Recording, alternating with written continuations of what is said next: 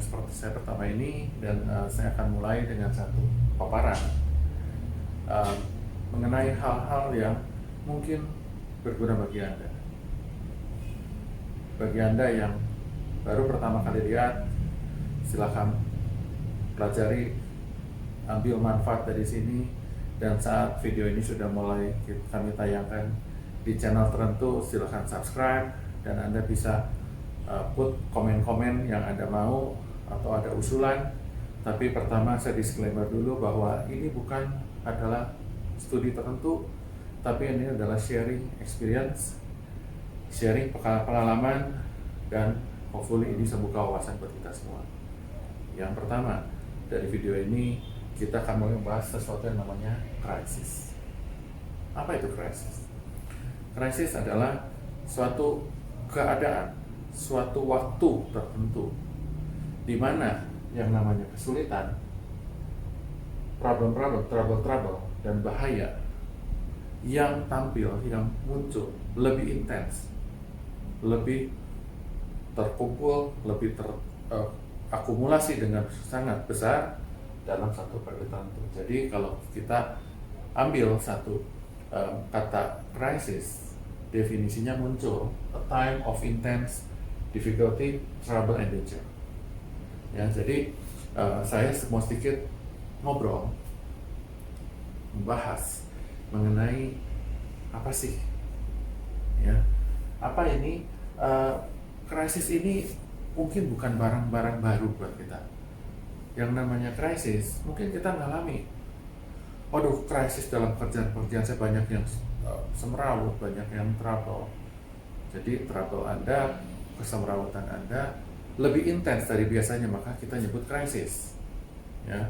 Nah, dalam paparan yang pertama ini, saya mau coba membuka atau membantu kita melihat krisis apa yang kita hadapi hari ini. Sebelum itu kita akan mulai ke satu tahapan pertama. Tahapan pertama tahun 97-98 kita pernah mengalami krisis. Saat itu krisis ekonomi. Krisis ekonomi yang terjadi saat itu adalah global crisis. Global crisis yang saat itu terjadi karena terjadilah atau diawali dengan satu global crisis, di mana saat itu dunia mengalami konstruksi dari ekonomi dan keuangan yang berimpact merambat mulai dari Amerika dan Eropa bergerak pelan-pelan ke arah Asia, Asianya makin ke selatan, makin ke tenggara, sampailah 97 itu. Sebelum masuk Indonesia, kita udah melihat negara tetangga kita sudah mengalami krisis, yaitu di Thailand, Singapura, Malaysia, Filipina sudah mengalami krisis. Tapi saat itu Indonesia masih cukup bangga. Belum nyampe Indonesia dan Indonesia tidak akan kena krisis. Itu masih pertengahan 97. Dan kita sadar saat itu, tenang, mata uang Indonesia masih sangat kuat. Padahal saat itu ekonomi Indonesia itu belum open secara market karena kurs mata uang kita masih managed flow, masih dikontrol oleh pemerintah. Kalau ingat saat itu pergerakan kurs dari hari ke hari cuma berubah Rp1 atau Rp2 terhadap US dollar. Saya ingat saat itu masih 2.200, 2.300, somewhere about itu. Mulailah di bulan Agustus, mulai ada sedikit kepanikan. Pelan-pelan kurs mulai bergerak tidak sehari $2-3, tapi per dolar tidak Rp3, tapi bergerak menjadi 10-20. Mulailah mencapai hampir 2.600 di sekitar, kalau nggak salah, sekitar bulan Agustus.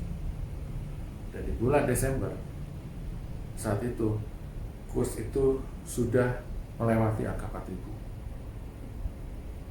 Itu adalah tanda-tanda krisis, dan Indonesia pun tidak bisa kembali ke krisis karena krisis berawal di global, tentunya berimpact terhadap ekonomi Indonesia. Dan di tahun 98 terjadilah mulai sedikit goncangan di politik, di mana terjadilah perubahan kepemimpinan di Indonesia, sedikit kerusuhan, ya, dan ternyata impact krisis ini baru akan selesai 2 tahun kemudian.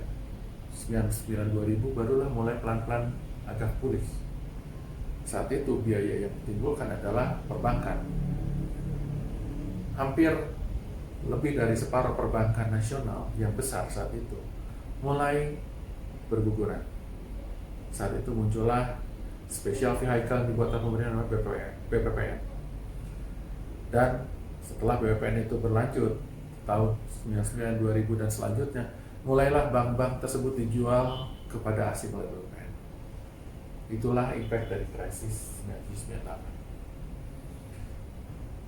Berikutnya tahun 2008, mulailah ada sedikit guncangan ekonomi di Amerika Serikat, di mana di consumer banking mereka, di consumer finance mereka biasa memperjualbelikan portfolio perusahaan tersebut atau banking, dan mereka perjualbelikan di dalam namanya subprime mortgage. Ada beberapa kategori yang diperjualbelikan, salah satu yang saat itu membuat goncangan adalah subprime mortgage. Subprime mortgage saat itu di Amerika membuat goncangan sehingga mulailah berguguran finance company yang memperdagangkan, melakukan bisnis utama di dalam subprime mortgage. Berimpaklah pada ekonomi Amerika yang saat itu langsung kena badly hit, ya, sampai 4 tahun kemudian belum recover. Indonesia kena impact, cuma Indonesia impact saat itu tidak terlalu parah. Impactnya karena deal bisnis kita dengan pihak luar, ekspor kita dengan pihak luar mulai slow down. Ekspor kita ke US, ekspor kita ke Euro mulai melambat, dan melambat terus dalam waktu periode yang panjang selama mereka masih ekonominya melambat. Kira-kira 11 tahun kemudian, seperti waktu video ini dibuat, kita di April tahun 2020, kita sedang menghadapi yang namanya coronavirus crisis. Satu virus yang tidak pernah muncul sebelumnya, mulai muncul di tahun 2019 akhir, mulailah mengganggu yang namanya pabrik dunia, yaitu China. Saat itu mulailah terjadi ketidakstabilan dalam ekonomi China, bahkan sampai di bulan Februari, Januari akhir, Februari awal, pada waktu tahun baru Chinese, di mana para pekerja, para masyarakat di Republik Rakyat China itu mereka berlibur, yang sebut mereka libur Imlek. Disitulah puncak krisis menjebak, di mana sejak Imlek tersebut bisnis mulai terganggu, sampai China mendeklar bahwa di akhir Maret kemarin China sudah recover, dan satu kota yang namanya Wuhan di Hebei mulai dibuka. Itu awal dari krisis tersebut. Tapi ternyata virus ini tidak hanya di China. Virus ini menyebar ke seluruh dunia. Tidak ada negara yang sebenarnya kebal secara pasti, karena virus ini menyebar ke utara, ke barat, ke timur, sampai ke selatan lah. Lebih selatan dari China di Indonesia kita kena. Pada waktu hari ini dibuat video ini, reported di Indonesia baru 6.000 sampai 7.000 cases. Ya, belum sebanyak di negara-negara lain, terutama di negara besar. Tapi kita juga belum tahu, ini baru satu puncak dari gunung es yang kita nggak tahu kapan atau seberapa besar gunung es ini. Tapi yang pasti, dengan terjadinya coronavirus ini, terjadilah shutdown ekonomi, terjadilah shutdown activity, terjadi shutdown dari bisnis yang bergerak, shutdown sekolah, shutdown kebudayaan, shutdown sebagian besar fungsi-fungsi sosial, governance, institusi, karena virus satu ini. Lantas, tentunya karena terjadi sedunia, terjadilah secara global ekonomi. Bukan slowdown, tapi bahkan mungkin shutdown, hampir berhenti. Kalau kita lihat di negara-negara maju, pada saat ini kita bisa browsing yang namanya Times Square di New York, yang nggak pernah rame, nggak pernah sepi. Sekarang hari ini nggak pernah kelihatan ada orang lebih dari 10. Kalau kita melihat di Champs-Élysées, yang biasanya sangat crowded dengan kendaraan, hari ini mungkin cuma lewat satu mobil atau satu sepeda. Sebegitunya ekonomi shutdown. Banyak institusi, banyak perusahaan tutup. Dengan terjadinya global shutdown, otomatis terjadilah perubahan dari cara orang bergerak, orang berusaha, orang berkonsumsi, dan ternyata pada waktu shutdown terjadi, sangat tidak mudah untuk mengembalikan menjadi normal. Apa yang perlu dilakukan? Satu, kita perlu merubah, merestructure cara kita bekerja, cara kita berbisnis, cara kita mengatur keuangan, dan cara kita berinteraksi. Kenapa begitu? Yang pertama adalah pada waktu ekonomi ini berhenti, terjadilah perubahan proses, terjadilah perubahan activity. Kalau saya stay di rumah dan saya butuh baju, tadinya saya bisa pergi ke store mungkin, ke toko. Hari ini karena saya tidak boleh kemana-mana dan saya butuh baju atau barang tertentu, terpaksa saya berpikir siapa yang bisa menjual.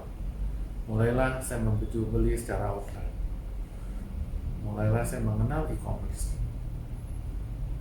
Setelah krisis berubah menjadi baik kembali, apakah behavior saya kembali beli barang di toko? Bisa ya, bisa enggak. Tapi kalau saya sudah mulai kebiasaan dan merasa nyaman dengan e-commerce, saya akan bergeser, nggak akan balik lagi. Dan kalau ini terjadi banyak penduduk, banyak masyarakat, tentunya bisnis yang tadinya ramai, misalkanlah mall ramai karena ada toko-toko, ada retailers, karena sekarang kita tidak beli, kita ke mall nggak beli barang, itu akan meredefine toko-toko retail, toko-toko yang ada di mall, toko-toko yang ada di pusat keramaian. Mereka udah berubah. Kalau nggak ada yang beli. Lalu apakah cara saya traveling akan sama? Mungkin enggak. Karena apa begitu? Karena ternyata sekarang by video conferencing bisa. Nggak perlu saya traveling jauh-jauh. Apalagi sampai ke luar negeri, nggak perlu sering-sering. Karena kalau kita udah mulai mencoba sekarang dengan tele atau video conferencing dan efektif, karena kita maupun partner kita sama-sama efektif, mungkin face to face tak terlalu penting dan tak perlu selalu sering lagi. Itu akan merubah juga, akan meredefine juga bagaimana traveling itu akan terjadi. Industri yang terkait dengan traveling tersebut akan terganggu. Lalu bagaimana anak sekolah? Kalau sekarang sudah 2 bulan terakhir anak sekolah secara online, menggunakan mekanisme secara online di seluruh dunia, tidak hanya Indonesia. Setelah krisis terjadi, belum tentu orang hanya bisa belajar karena datang ke sekolah. Even itu sekolah formal. Mungkin sebagian dari proses sekolah itu bisa dilakukan tidak hanya di gedung sekolah atau di kampus. Dan sekarang sudah banyak sertifikasi, bahkan sampai level sertifikasi ada bekerja secara online. Dulu masih jarang-jarang ada, tapi nggak banyak. Hari ini udah jadi makin banyak, dan setelah krisis berlewat mungkin jadi barang yang sangat biasa. Gedung sekolah perlu redefine, cara mengajar akan diredefine karena situasi berubah. Bisnis juga sama. Kalau hari ini setiap perusahaan atau perusahaan yang makin besar, dia ingin menguasai dari hulu sampai hilir, semua diproduksi sendiri dengan alasan efisiensi, dengan alasan bisa mengontrol value chain-nya dan lain-lain. Setelah situasi sekarang terjadi, mungkin perusahaan perlu redefine, di mana pada waktu orang memproduksi, dia kudu berpikir bagaimana mendeliver secara efisien, memproduksi secara efisien, mer-R&D secara efisien. Mungkin berkolaborasi adalah ide yang baik. Ya, beberapa perusahaan sudah mulai melakukan kolaborasi. Kalau di Indonesia paling gampang, bagaimana Toyota Daihatsu bikin produk kembaran terus. Kenapa? Barang yang sama bisa dijual oleh 2 perusahaan berbeda dengan teknologi yang sama, dengan proses produksi yang sama, efisien. Nanti bisa makin bergulirnya waktu, makin banyak produk mungkin akan dapat seperti itu, karena model kerja nanti akan jauh lebih efisien. Jadi cara bekerja ini akan merubah seluruh industri. Cara perusahaan mempekerjakan karyawannya, cara perusahaan melakukan bisnisnya, cara perusahaan melakukan produksinya, semua akan berubah. Itulah yang saya sebenarnya mengatakan pada waktu coronavirus selesai, untuk mengembalikannya kita melakukan restructure the whole economy secara makro, baik regulasi pemerintah dan macam-macam, tapi juga kapan itu udah berubah. Di video berikutnya saya akan mulai share poin-poin apa sih yang kita perlu lihat, ya, apa yang akan terjadi, apa yang perlu diperhatikan. Lebih lanjut lagi nanti kita akan bahas mungkin beberapa bidang industri yang kita lihat sangat terganggu, seperti contoh saya tadi, retail, sekolah, dan lain-lain. Bahkan beberapa industri pengolahan pun yang tampaknya akan berdampak. Saya akan share, akan jelaskan, dan alternate-nya kira-kira sebaiknya apa ya, produk apa yang perlu dilakukan, mungkin sedikit proses apa yang perlu dirubah, bagaimana kita survive nanti setelah krisis ini lewat. Itu aja video pertama dari saya. Semoga video ini berguna, dan stay tune untuk video berikutnya. Gunakan kesempatan baik-baik, dan seperti disclaimer di awal, ini adalah sharing my opinion. Saya tidak mewakili perusahaan-perusahaan tertentu untuk menjelaskan ini, tapi sharing my opinion, semoga ini bisa membantu kita buka wawasan terhadap apa yang terjadi hari ini. Selamat belajar, get smart, Yudh Setiono. See you in the next video.